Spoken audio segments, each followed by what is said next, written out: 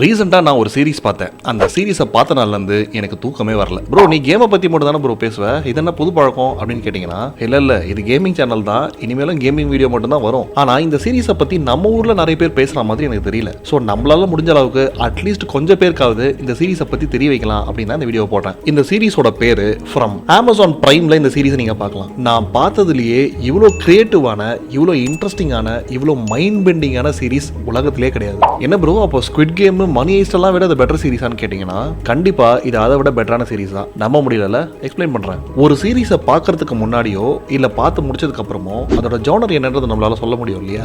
ஆனா நீங்க தலைகீழ நின்று தண்ணி குடிச்சாலும் இந்த சீரிஸோட ஜானரை உங்களால கண்டுபிடிக்கவே முடியாது. இதுல மொத்தம் 3 சீசன் இருக்கு. 3 சீசனை ஃபுல்லா முடிச்சவங்களுக்கே இந்த சீரிஸோட ஜானரை கண்டுபிடிக்க முடியாது. இந்த மாதிரி ஏதாவது ஒரு சீரிஸ் நீங்க பாத்திருக்கீங்களா?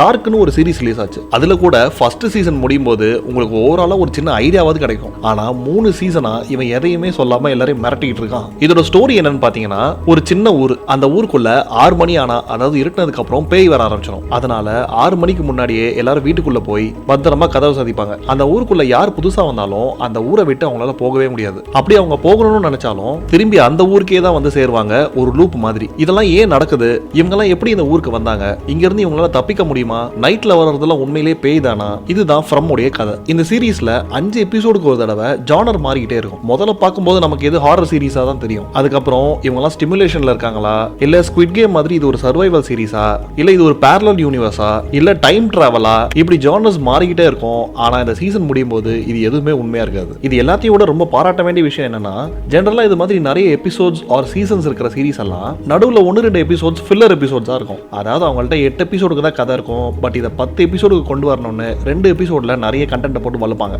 ஆனா ஃப்ரம்ல 3 சீசன்லயும் அப்படி நீங்க ஒரு எபிசோட் கூட பார்க்க முடியாது. நிறைய கிராபிக்ஸ் இன்வால்வ் ஆகிற சீன், இல்ல பெரிய பெரிய செட் இருக்க மாதிரி சீன்ஸ், இல்ல action sequence, slow motion sequence, இப்படி எதுவுமே இல்லாம வெறும் டயலாக்ஸை வச்சு இவ்வளவு த்ரில்லிங்கா கொண்டு போற சீரிஸ் டார்க்குக்கு அப்புறம் இதுதான். அண்ட் இந்த சீரிஸ்ல இருக்கிற எல்லா கேரக்டர்ஸுமே நம்மளோட சூப்பர்வா கனெக்ட் ஆயிடுவாங்க. சோ லிட்டரலா அந்த ஊருக்குள்ள நம்மளே மாட்டிக்கிட்ட மாதிரி இது ஒரு த்ரில்லிங்கான எக்ஸ்பீரியன்ஸா நமக்கு கொடுக்கும். இதுல ஜம்ப் ஸ்கேர் எலமெண்ட்ஸ், பேய் வந்து பயன்படுத்துற மாதிரி சீன்ஸ் இப்படி எதுவுமே இருக்காது. ஆனா சைக்காலஜிக்கலா உங்களை அஃபெக்ட் பண்ணி உங்களையே பைத்தியமாக்கி விட்டுருவோம். இது சயின்ஸ் ஃபிக்ஷனா இல்ல ஹாரரான்ட்டு நிறைய பேர் பேசிட்டு இருந்தாலும் என்ன பொறுத்த வரைக்கும் இது ஒரு சைக்காலஜிக்கல் த்ரில்லர் சீரிஸ். அண்ட் இதுல நிறைய கோர் எலிமெண்ட் இருக்கும். அதனால சின்ன பசங்களால அதை பார்க்கவே முடியாது. அதை மைண்ட் வச்சுக்கோங்க. ஸோ இவ்வளோ இன்ட்ரெஸ்டிங்கான ஒரு சீரிஸை தயவு செய்து மிஸ் பண்ணிடாதீங்க. அண்ட் இந்த சீரிஸ் நீங்க ஆல்ரெடி பார்த்துருந்தீங்கன்னா மறக்காம கமெண்ட்ஸ்ல வந்து சொல்லுங்க. அப்பதான் இது எவ்வளவு நல்ல சீரிஸ்னு எல்லாருக்கும் தெரியும். சரி, இப்போ நம்ம கேமிங்க்கு வருவோம். ப்ரோ சீரிஸ் ஓகே, இந்த மாதிரி சைக்காலஜிக்கல் த்ரில்லர் ஜானர்ல ஒரு கேம் இருக்கா ப்ரோன்னு கேட்டீங்கன்னா, அல்டிமேட்டான 2 கேம்ஸ் இருக்கு. முதல் கேம் ஹெவி ரெயின். ஒரு கேம்ல சைக்காலஜிக்கல் த்ரில்லர் எலமெண்ட்டை பக்காவா டிசைன் பண்ணது இந்த கேம்ல தான். இது கொஞ்சம் பழைய கேம் தான், பட் கிராபிக்ஸும் கேம் பிளேவும் சூப்பரா இருக்கும். ரெண்டாவது ஆலன் வேக். இந்த கேமை நீங்க நிறைய பேர் கேள்விப்பட்டிருப்பீங்க. ஏன்னா இந்த கேமோட பார்ட் 2 ரீசெண்டாக ரிலீஸ் ஆச்சு. பட் பார்ட் 1 பார்ட் 2 ரெண்டுமே அல்டிமேட்டான கேம்.